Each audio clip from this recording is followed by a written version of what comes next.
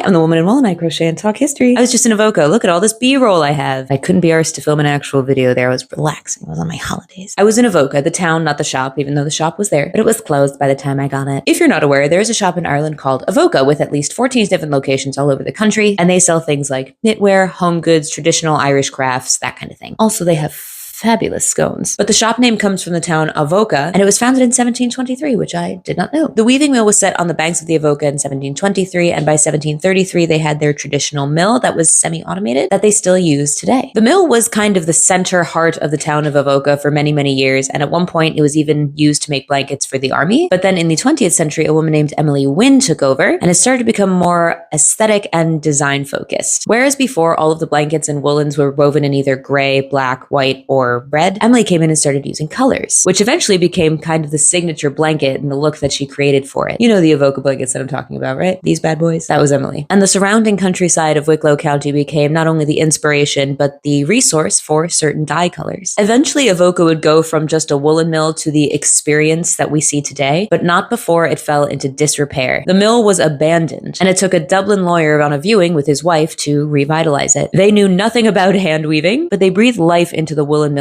with the help of their children. They were called the Pratts, or the Pratt family, and their children started adding things like candle making, jewelry, the clothing design elements of Abhoca. And thus the Abhoca we all know and love was born. More of a luxury Irish craft experience store than just a blanket producer. I stayed at one of the most beautiful B&Bs I've ever seen. It's called The Meetings, and it's in Abhoca. The owner makes her own like knits and bits, and she sells them there. And it's this really beautiful aesthetic building right on the banks of the Abhoca River. So it's perfect for a girls' night when you need a bottle of wine, a takeaway, and to whinge about the world for a little while. You know, the necessities. What is your favorite part of Abhoca, and why is it the scones? Okay, bye, bye, bye, bye, bye, bye, bye, bye, bye, bye, bye, bye, bye, bye.